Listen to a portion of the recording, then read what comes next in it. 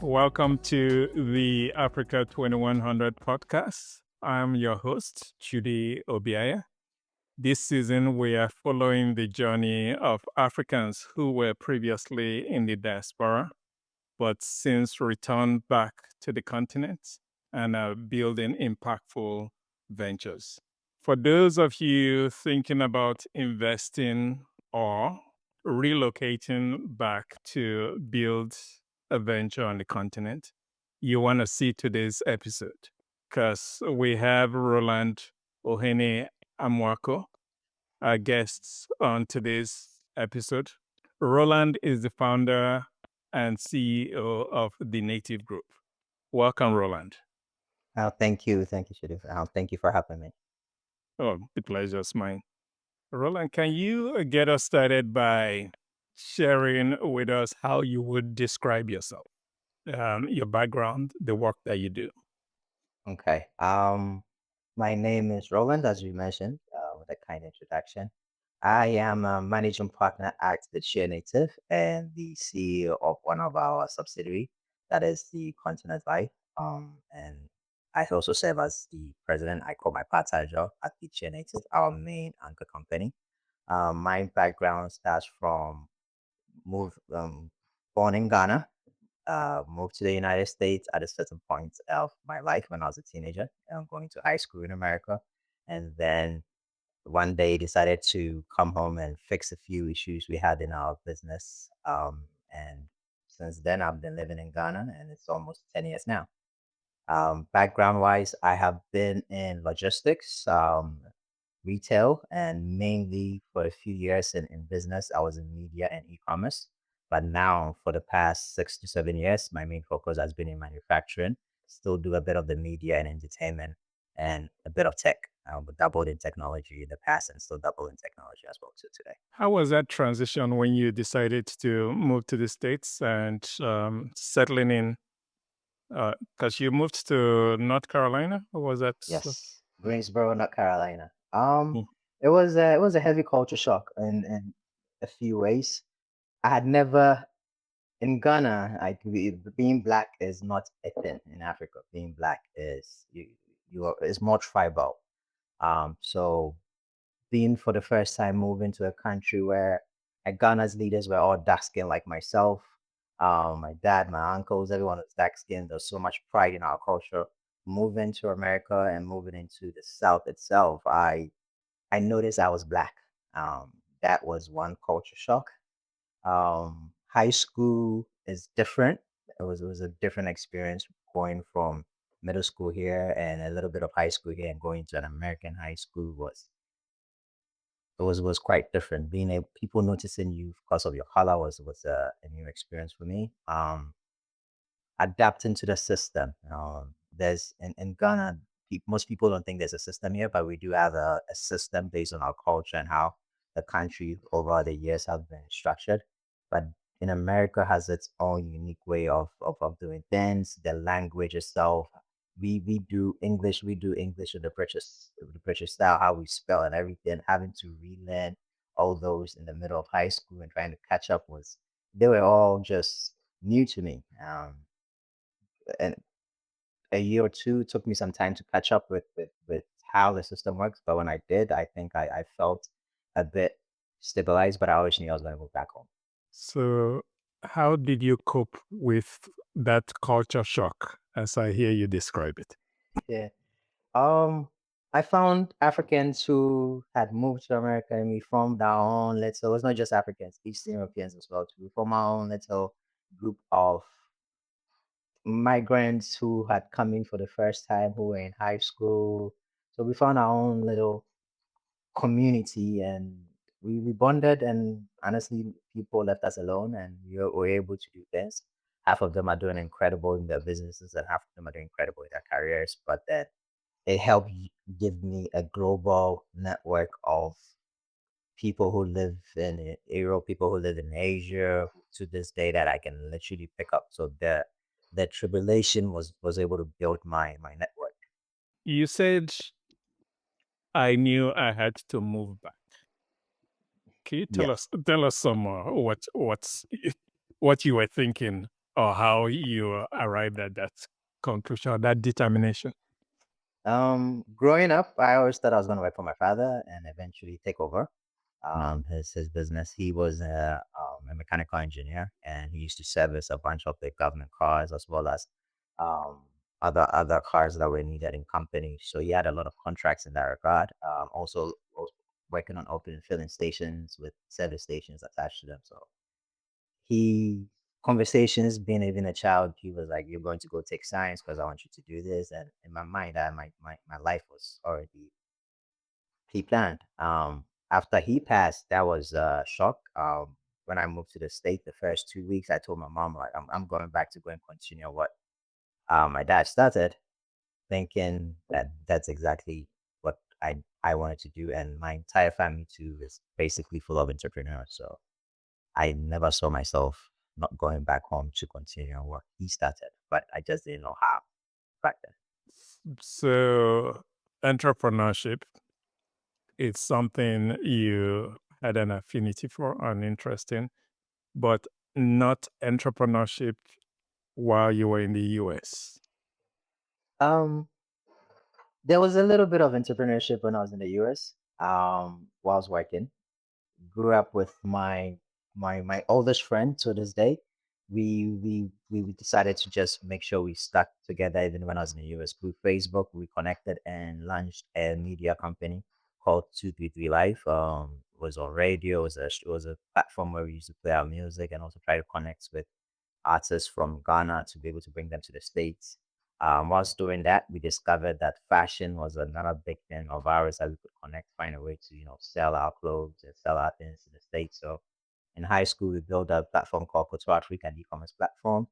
I miss having my clothes how I used to have it in Ghana, and a few of my friends there, especially the females, wanted straight from Africa clothes. So we built the e-commerce, and that was our first heavy venture into business. Whilst we were young, so and the taste At of this that, I'm time, going you were still in high school, or were you now in college when you high school. started? I think high school. This was maybe junior year or going into senior year. Actually, it was senior year. That was the first double. And that. And your friend who was a co-founder with you was Hmm. located in Ghana and you were located Yes. in the US.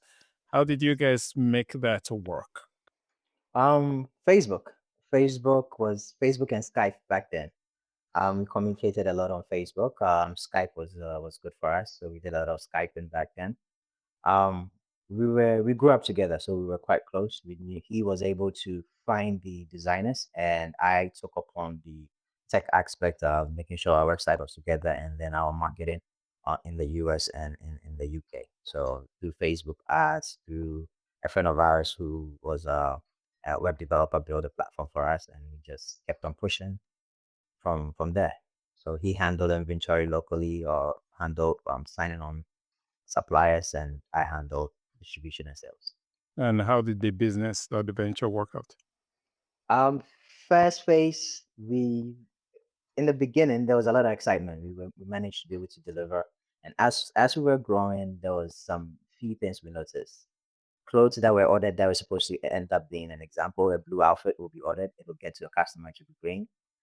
Started occurring on a regular basis. And if anyone has stayed in Ghana or stayed in Africa before, you do know we do have a culture of sometimes when we ask a seamstress or a tailor to make something for us, they take their own upon themselves to make certain compromises for you without understanding the scope of it. That is not for us. This is the business, and the customers in the diaspora don't have the same behavior attitude as the customers locally. There are things that they'll say, "Oh, funny sir," what that means is just take it like that. Next time I'll give you a discount, and that was not cutting it for us. So that totally it broke us because we couldn't ship the products back to Ghana. That's a cost. So either we just take the products and then refund the customers and utilize it for either a promo or utilize it for something else. So that was a big challenge for us.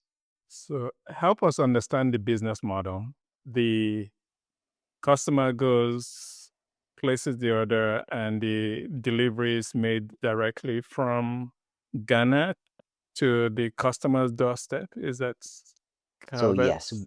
that was the first initial goal. We went, we saw the clothes, we did photo shoots for the clients because we noticed they were liking on that. So we took upon ourselves the photo shoots of their line of outfits. They always say, okay, we can make 10 of these because we have this amount of cloth.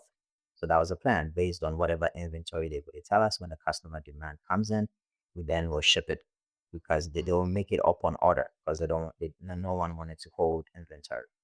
And what we noticed later on is when the color or whatever fabric we agree upon that hey, we're going to use, as soon as there's a demand outside our platform, they utilize the inventory for their customers. And when their order comes in, they just substitute with something else.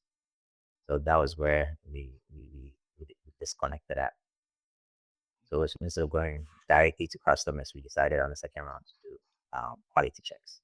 If I recall, this was what got you back to Ghana. Share with Yes, sir. us how that played out, how you returned back to Ghana. Um, so at that point, we decided we needed more help. So we recruited a third co-founder who lived in UK, and she came with a lot of resources as well, like a lot of like excitement. She was trying to do something similar. We said, look, we just all come together. I'm in the US, Antoine is in Ghana, Rochelle is in the UK. That gives us a three very powerful locations. We all have resources, we all have access. We were overexcited to be able to raise some capital to bring home, to come and spend, to fix the logistics, fix inventory. We decided I and Rochelle came back to Ghana for a few weeks. The goal was to just make it work. I have background and experience in global logistics and supply chain as well as retail. So I thought, okay, I can come here. I can take the skills that I acquired of my job at Home Depot to come and fix a supply chain issue. It's not going to be that difficult. It's manufacturing. It's from here to here to here to here. 5 points distribution system is going to be the way to go for us. We came. One thing that I learned really quick is in Ghana, a lot of people don't say no, even if they can't do it. So, especially if they seem to say, okay, these people will pay, even if they don't know how to do it, they believe they can do it. So they just say yes. That became a problem for us. We kept on paying for things that were never delivered. There were a lot of opportunities that we also saw that we thought we could fix. Um, we spread ourselves. So I was like, okay, we fix this, we fix it, fix this. In our minds, this shouldn't take that long. It's just like in the years, if there's a lot, there's something that is becoming a block in terms of supply or anything. You go in, you fix the issues, you find what is the bottleneck, and you fix it. The bottleneck here was the culture, not just the suppliers, not just anything. It was totally the culture and how we have accepted things over the years and how we have built our systems over the years. So that was more tougher than I anticipated. But through that I learned a lot in which took a few steps back to really build foundations before we moved. You said the bottleneck was the culture. Can you tell us some more? What you mean by that? um Supply chain is about timing, right? Like one of the biggest thing in anyone who's working in supply chain or logistics is timing. Because if you miss delivery here, it will affect delivery to the next point. It will affect supply to the next point. We live in a culture where we take our time. If you're given an appointment at 10 o'clock, the chances of you getting to meet the person at 10 is very low. If someone tells you delivery of clothes will be done at Tuesday, the chances of you getting on next Tuesday is quite high. And we lack that understanding. And one of our first promises with clients is we will deliver whatever you order in 2 weeks. With the understanding that it's going to take 3 days as our fashion partners are going to be able to produce within 3 days. It's going to take a day to package and then ship off. So that's how we built our model and didn't understand supplies and culturally we don't move like that. We don't. We just say the time without really meaning it. That was one. Those are other things that also affected. Capital is not easy to find here, as in everywhere else. SMEs don't necessarily get capital like usually other companies. Is if you're burning inventory, then even if you have traction, traction is not enough locally. You need actual profits to be able to even raise capital locally. So that was another challenge because our culture, we don't believe in traction is the best way. As you're growing, I'm going to just put in money. Now, the fastest any local investor wants to pay their capital out because they've been bent so many times. Those were a few of the things that really cost our growth. Did you return after solving or addressing these logistics? And Um, if you tell us why, if not, no. So during the process, we went out really quick. We were just paying for problems and not taking our time. So we went out on our initial capital that we had. Um, but at the same time, the other things that we started developing alongside Go to Africa were picking off quite fast.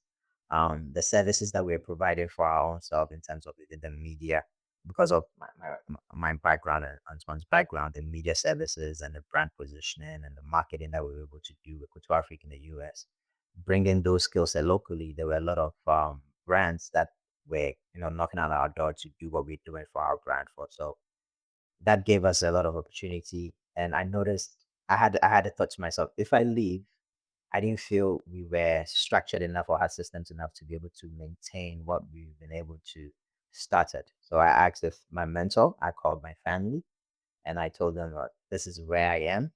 Um, it is a huge sacrifice. I was 26, 27 then, not married. If they don't mind, I would love to stay home. Our father built a home that I know I could move in. I could turn into an office space or whatever it is. I had a mentor who believes in people coming home, and if you're born locally, his belief is if you're born locally, God put you here for a reason. And if certain talents and certain will have been given to you, it's upon you to do what it is best for your community and people. So those were stuck with me. Getting my mom's permission to stay was the only thing I needed. If she didn't give it to me, it would have really worried me. But she's saying, okay, she's worried, but she's going to give me permission. She's giving me a couple of years to see what I can do, and I just went straight for it. And to date, I have visited twice, but the first time was 5 years later. So it took some time to really, plant seeds. I and my partner really believe in slow growth. Over the years, we noticed really investing in growing, investing in really putting down roots is the way to go, not necessarily making too much noise or just not building the product or the systems or understanding the culture, understanding how the market works. could you add a little more color to that for those of us who are not there and have not experienced that? Okay. Like December, let me just take December alone in Ghana. I always say it turns into a tourist economy in December. Beyond all the economies that we have, the tourism economy becomes the number one economy in December because we do have where the entire diaspora black looks home. The entire diaspora looks home. There's millions of people who are traveling back home, are consuming our products, consuming our media, and taking that entirety of our products with them. So that alone changes our market. Most locations outsell their products. Most manufacturers who manufacture good products sell out of their product. That is what we call the cocoa season in Ghana. Like December is cocoa season. That's one. Currency is also a thing. When our currency is very volatile, unfortunately for us, when you when you are in manufacturing, you do learn that look, you have to find a way to also have foreign currency in your system because some of the goods that you will have to buy, even if it's packaging, yes, local companies are stepping up gradually. We will get there, but currently you do need to acquire some of your ingredients, not raw materials, but sometimes your packaging. Like there's no glass manufacturer in Ghana, and we do have some of our products manufactured in glass, so we have to bring it from China. That means we have to convert currency. And if I buy this amount of stock in January, in March, July, the possibility that the currency has increased the cost of bottles for me is quite high because we do sell locally. So purchasing power do fluctuate a lot in our market. even in consumers, because the cost of a product today in 6 months might not be the same just because of that. So purchasing power is very volatile. Culturally, we do not spend at certain times because we know we have to save our money. So there's a heavy drought in January because we spent everything in December. There's a heavy drought in October because we are saving for December. So understanding these little nuances in the market, there's a spending spree in Easter time because we celebrate Easter very heavy. There's a spending spree in December because we spend heavy in December.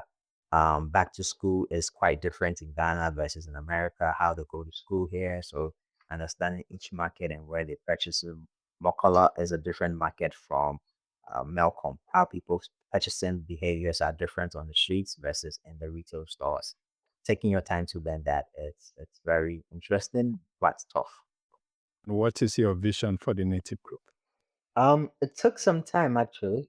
Koto Afrique shut down within the first year. Um, when during that process, my partner and I, Antoine, we moved heavily into the music end. We I was hosting entrepreneurs, a few entrepreneurs that had come back. A partner of mine who from the US, the one who helped build the website, he also moved to Ghana to start his business called AMG Voice. So it was quite huge here. He started a whole revolution on how digital content goes in Ghana. And because both of us had moved during the same year in 2016 to Ghana, he managed to raise some capital through Y Combinator. So he was very excited and he was trying to also get more of our friends to move home. That there was a little community and we invited more people who had moved and met someone from Australia. His name was Jeff. He had started building a download, like an iTunes download platform for music. And we had digital radio, we had radio station partners and everything. We said, look, this is something that we wanted to do.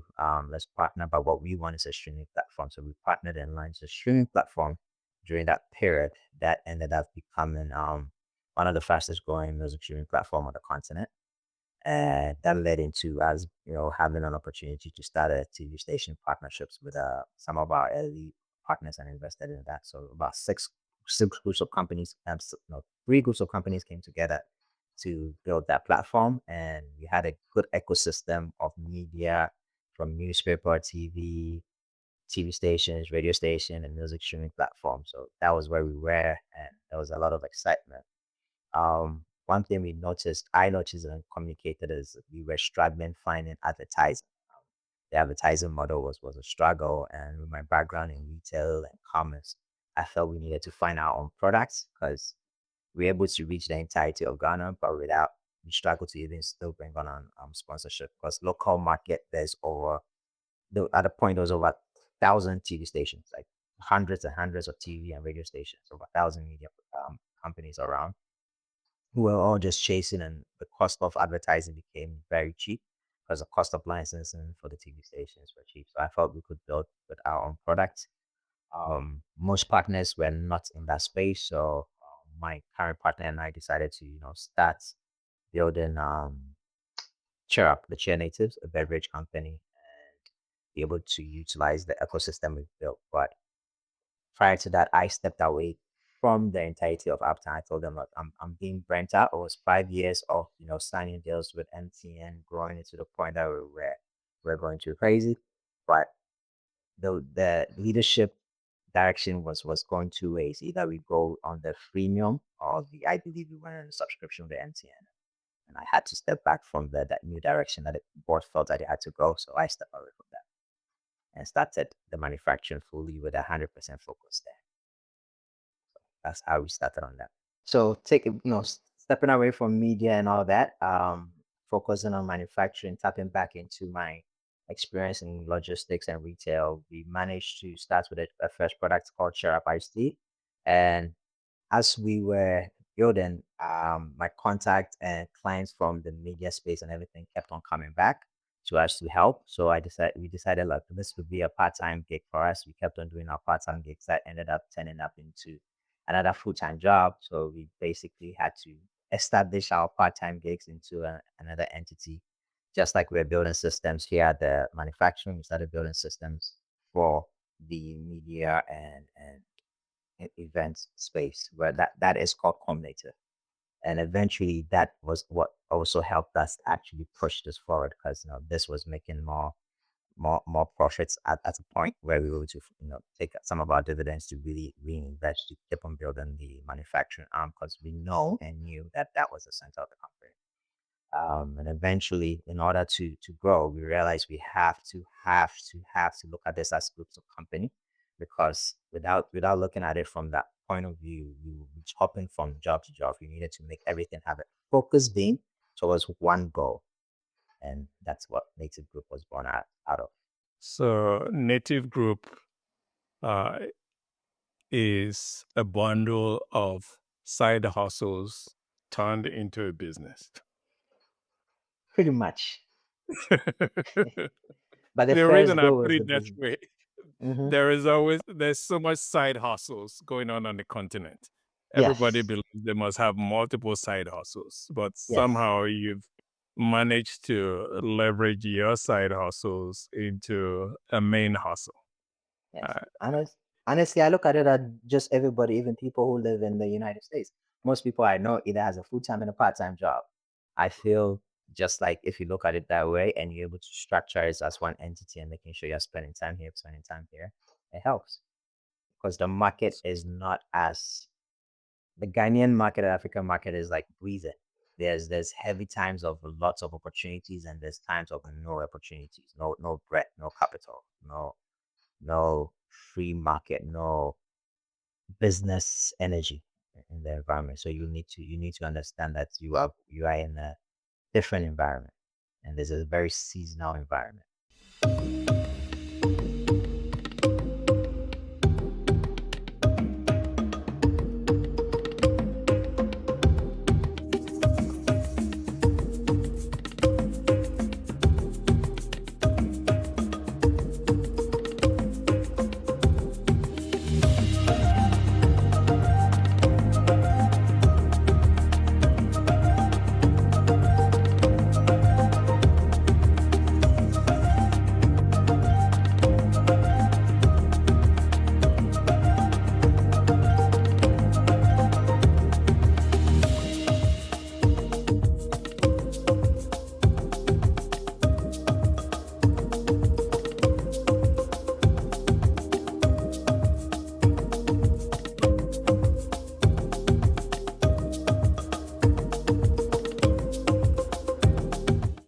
as a business owner, the success of most businesses is based on predictability and stability. How do you now, given these fluctuations in customer demands and what's going on in the marketplace, how have you figured out a way to introduce and give yourself that balance, or your business that balance, to ensure or get the predictability you need for success? Few things. I think the number one thing that we did was take our time. We do not spend without understanding. If you're even going to Mokola, an example, it's a different market as entering a store like Maxima. So we really do take our time to understand how each retailer or distribution partner's market behave, because they all serve very, very different markets. Just like the States, North Carolina's market is different from Chicago market. How what people want to buy, what people want to eat is the same. Accra and Kumasi's consumer behaviors are quite different. Accra and Takrady consumer markets are quite different as well. The rural and the urban areas consumption markets are different. One, taking our time to understand that. Secondly, two is hedge. We try to hedge as much as possible, finding our other company does services for global markets, so we do bring in some foreign currency. In manufacturing too, we've been working on distribution to foreign markets. An example, I know you will, as a Nigerian, you will love some authentic, well packaged Nigerian products that will really serve you. Reminds you of home. So we have that diaspora target that we've been working on. I was in the States a couple of months ago, just visiting a bunch of the retailers and distributors and find ways and means to enter the US market. Same for the UK, we've been working on that. So we've been developing products specifically to serve those markets and packaging so that we have a dual seat in currency because having a currency that can help bring in stable currency and also working with local currency, you do need help in that regard. You can't necessarily just say, hey, I just need dollar. But at the same time, you need to be cautious and making sure that you're stable locally before you look at the diaspora market. Else you might, if the diaspora market is what it is, you might as well just move and just be co-packaging or manufacture outside. And that does not set the purpose in which we are trying to.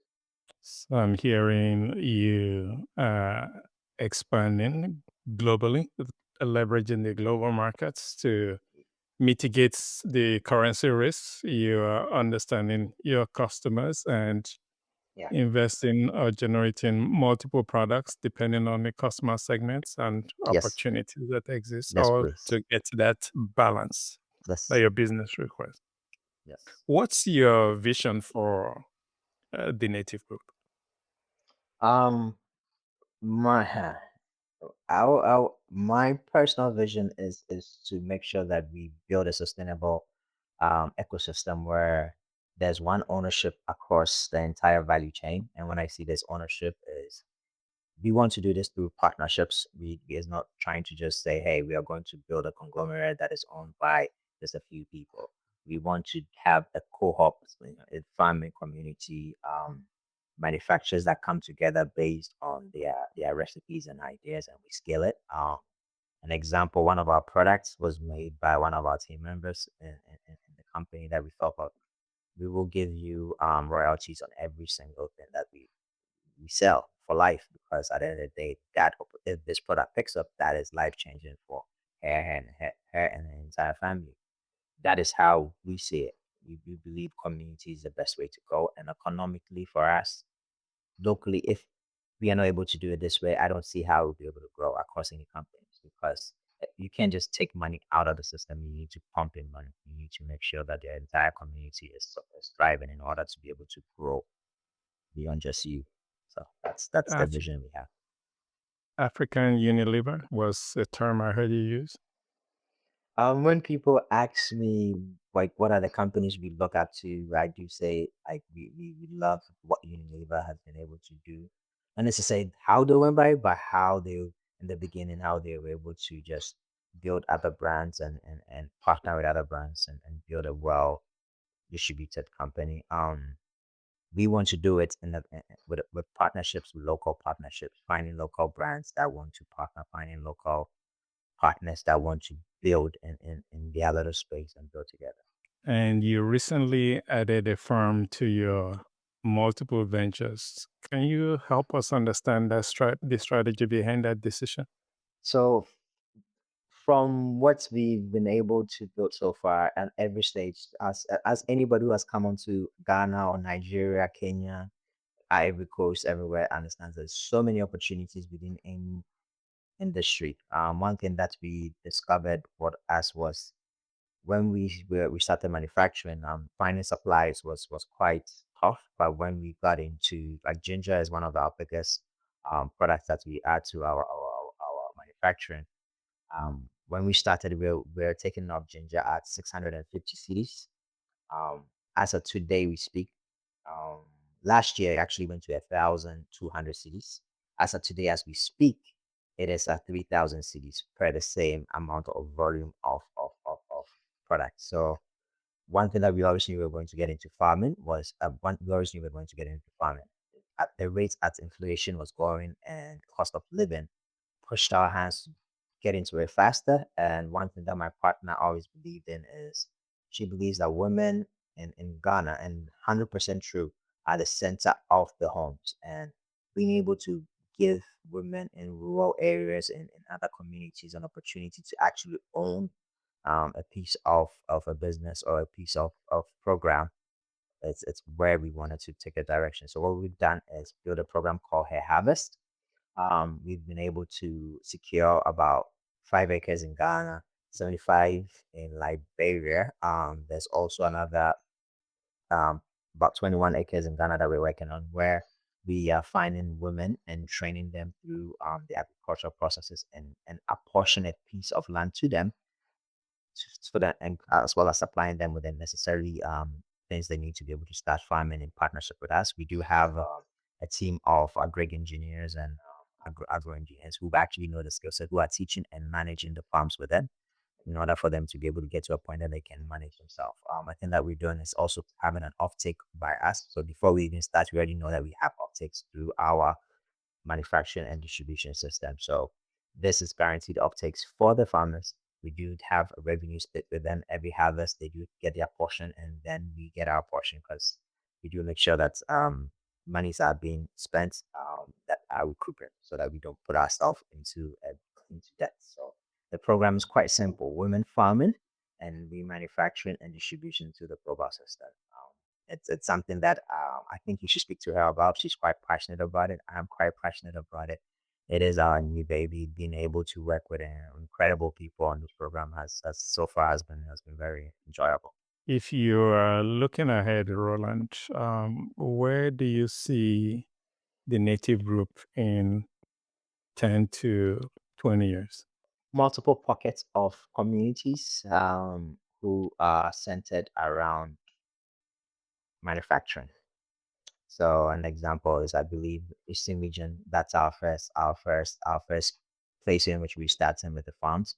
We believe industries are what will develop our communities across the continent. So taking our manufacturing to Eastern region, the farming will be able to say, okay, this manufacturing product will be based here.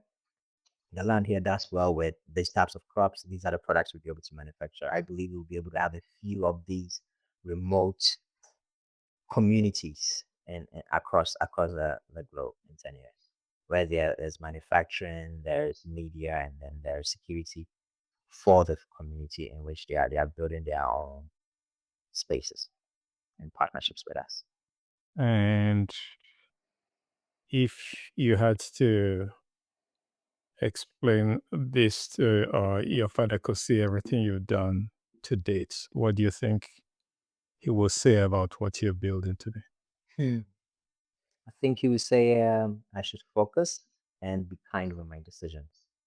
He was quite big on kindness, so making decisions with kindness is something that I actually make sure I keep remembering because you we can't develop home without kindness. I believe we have to be patient with our people first and foremost.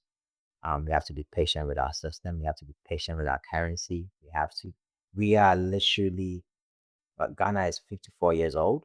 Sometimes I feel as diasporans, when we come home, we forget the fact that we are still a developing country and we have the same expectations as a, a as if we were living in the US and as if we have the technology at our beck and call us. We do forget we are gems still developing. So I think those words are something that he will ring in my head. That be kind and stay focused. Since you brought up empathy, um, how are you demonstrating empathy to the community? How are you paying it forward? Um, I I hardly ever talk about charity works that we do. Honestly, we we we pay for things that we have to pay for. There are things that shouldn't be difficult. An example: if you have a team, if people need education, you pay for it if you can. If people need healthcare, you pay for it if you come. You do have to make sure whatever it is that we are doing, it's designed for the community, not just for us. A harvest is an example designed for the community. Well, most of the proceeds are going back in the community, supplying our factories. Um, doing donation on the quiet end is also quite important. I believe the more you give, the more your community stays stabilized. So that's big for us, and also keeping the promise of good quality products. A lot of people always want to take the shortcut. It won't help in the long run if you're poisoning your community with crap in terms of bad food, in terms of bad packaging, talk of knowing that this is in the long run is going to really cost your consumer. That is wrong. That is like really wrong. So quality still has to be maintained just because you feel like people are going to take the products because that's the best price. No, it has to be the best product at the best price. No way around it. You have to in order to be sustainable here. You talked about gaps in the not just in the infrastructure. You've talked about gaps in available skill set. Yes. Uh, and I know there are things you're doing. Is that something you can share with us to start to bridge some of these gaps, whether it's Yes. in skill set? Yes. So, in the media space in which we're currently working on doing it in the manufacturing space, in the media space, we run a bunch of master classes and programs to help educate the executive wing of media in Ghana. One thing that I personally found early on in the early days when I moved in the space is there's not enough lack there's a lot of lack of investment in media management in Ghana, music management, um, across the entire creative economy. There's not a lot of investment been in there for some time. So this time coming around to make sure it wasn't as challenging for us because back in Aftown's days when we were discussing with artists and artist management, the publishing law, the royalties and everything seems to be news to people who were career musicians that I found very okay. We need a lot more work than I anticipated. So taking time to take a step back to at least if there's the knowledge I have and I have resources and ability to put on partners, let's put out education. So over the past few years, we managed to put together a bunch of classes and programs for master mixing and mastering engineering courses with partners with high end studios locally, and as well as the master class at with partnership with British Council last year and some years back and Afrofuture. We've been able to manage between 300 to 500 people so far in music management, mixing and mastering engineering, and art of music business. We have we constantly do that in order to find out good talent as well too. That's been a good recruitment for us through these programs. We found people who won. If you find you have the drive, we'll be able to personally bring you on board the team and then give you as much resources. So education in here is very key. Like your program, for instance, when you um Captain Amarvin, it sent me the profile of that. As you could tell, I was very excited because that is what we need. We do need people coming to help us take the next generation of talent and catch up. As much as our education system is working, the private institutions need to also help the government. 100%. Platforms like yours is very key for us to catch up. Very key for us to identify the key talents that are actually going to take us forward. I believe, just like the US, the titans of the US being Ford, being um, Morgan Chase, the Morgans, the Carnegies. These were the people who, honestly, if you read history, changed the trajectory of where US is today. And through the same ideology, if we find and invest in local entrepreneurs, find and invest, it's not just money that is needed, knowledge, network. That is how we change this continent. That's my 100% belief. The people, it's not the money. Thank you for your candor. So when you look back at ever since you returned, is there anything you would do differently based on the outcomes you've experienced so far? Looking back, Um, One, the I would have taken my time, transition back home. Um, I would have two encouraged more people to take their time when they came back home.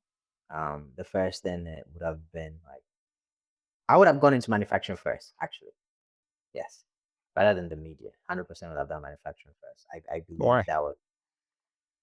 It is more the the fancy business are all fancy and not, but the what we need locally is the services, is the infrastructures, is the core B2Bs that we need to be able to scale our economy. An example, they're one of the biggest company in Ghana collects trash, Zoom Lion. And there's so much space still available in that market because collection, I pay what per collection per a bin is 80 cities a month. And on my streets alone, the number of collections they make, and the streets behind me, the number of collections they make, and they're still not able to finish collecting alone. That there's some these guys on bikes also doing the collection, and people are paying. So there is basic things that we need to help keep the things that we need, but there's not enough entrepreneurs who are saying, okay, I'm going to Ghana to go and collect trash. I have never heard anyone say I'm going to Ghana to go and build a trash collection company. But it's not just trash collection, it's actually managing a whole entire inventory system, managing a whole entire collection system. It's a whole logistics company rather than people looking at trash. Or I run a logistics company that collects trash. And so I believe that the basics are the ones that we need to come in and look at. Entrepreneurs who are looking into manufacturing, looking into infrastructure building, looking into building schools, looking into building um, stuff just like Zoom Lion, looking into cleaning, into constructions. Those are the basic businesses that we need. So don't ignore the unsexy business. Not at all. Not at all. Those are what actually makes money. One of my uncles used to tell me all the time, like, yeah, I like all the media things you're doing, but focus on this. That was always what I was told. I like all the media stuff. Those that is the secondary business. Your main business is this. So I wish I did like day one manufacturing. Are there any products that you've generated or that you have on the shelves that people should look out for if they want to experience what you manufacture? Yes, cheer up iced tea.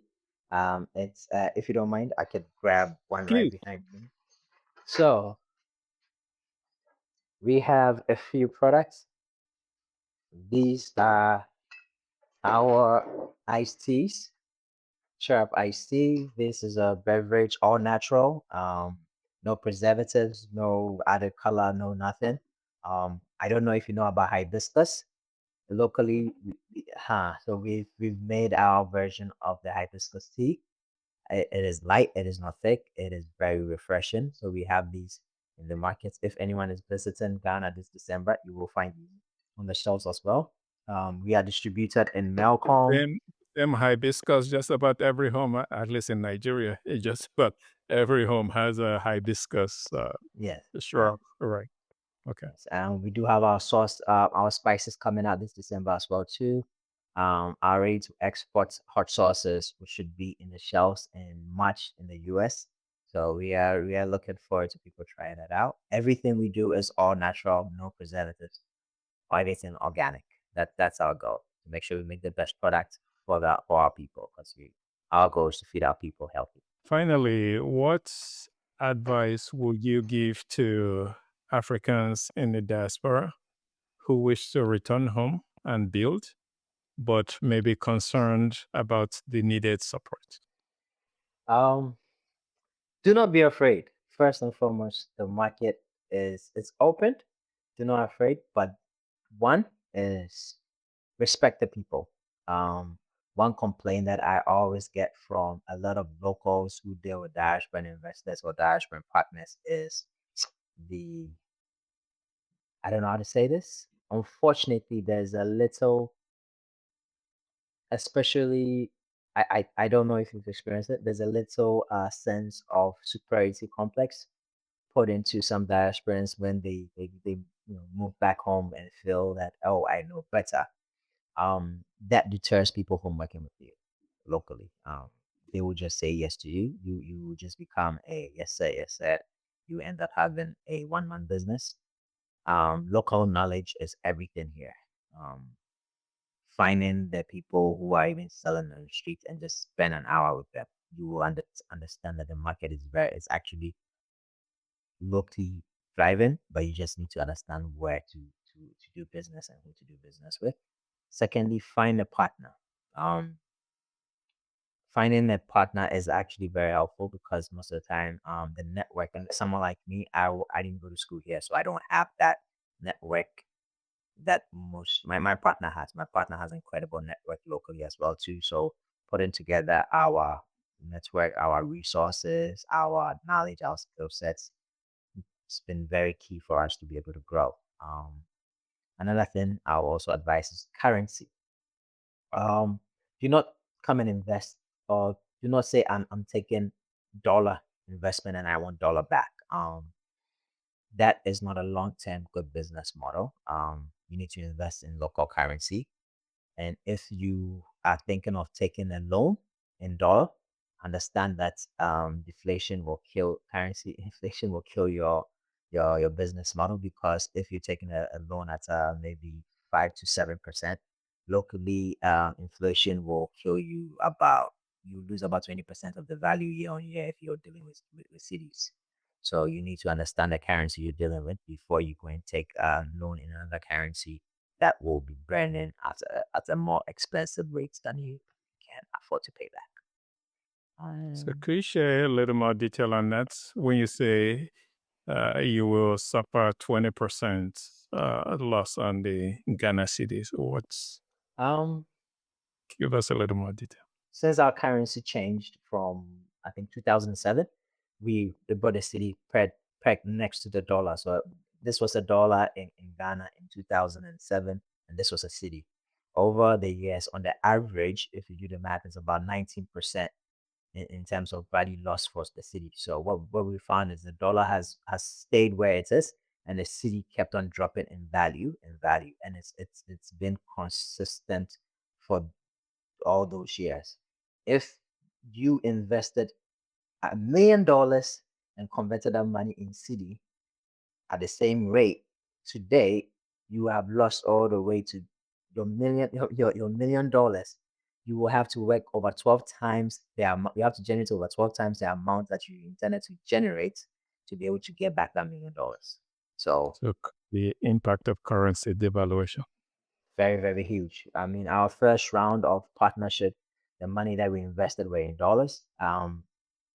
The dollar was at that time 5.6, and 3 years later, it was basically 10. Within 3 years, that 5.6 was 10.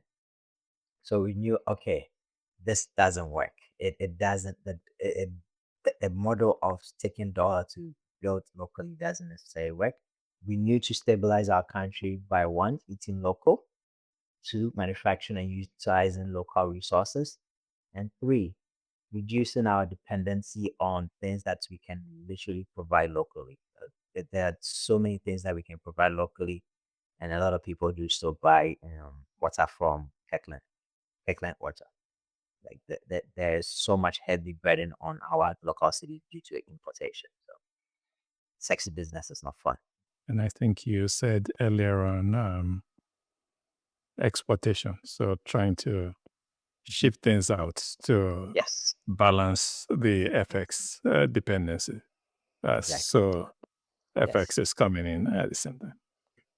So through that FX, that's where you buy your equipment. That's where you buy your high-end packaging that you can it's not made locally, and then you run your operations on the city you generate from the local supplies to your payrolls to your marketing to everything you burn locally, and then use your dollar for investment and growth. Any final words for us, Roland? If anything, be patient. If you're looking into Ghana, and try and find partners that will make sense. And if you can and you have a team, please, if you're in diaspora, help pay for entrepreneurs who are coming up in education.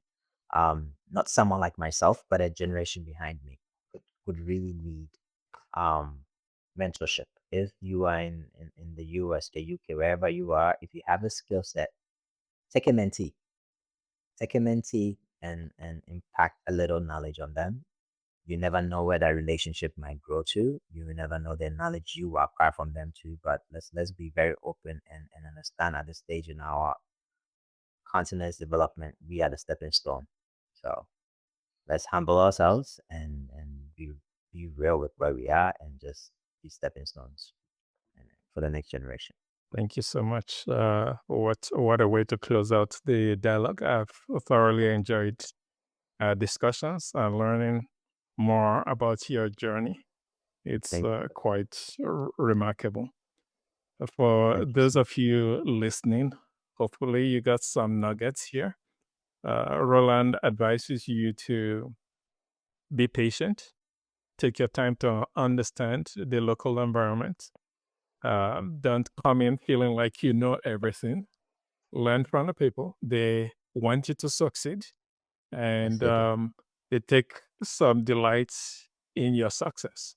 So give them the opportunity to truly partner with you and work with you. Additionally, he shared some of the typical challenges and pitfalls, what to be looking for or be alert about, and how to go about mitigating it by taking a look at what he's done with his venture, or as I like prefer to say, his conglomerate that he's building. And I'm hopeful and looking forward to having this chat again with him in another 10 years to see how he's achieved his vision, Looking because forward to it he too. has something going here, and I have every confidence he's going to achieve it. Thank you, sir. So Thank you, again, sir. my pleasure. Again, I am Chudi Obie, the host of Africa 2100 Podcast. And if you enjoyed this conversation, please remember to subscribe so you don't miss any future episodes. Thanks for tuning in and have a good one.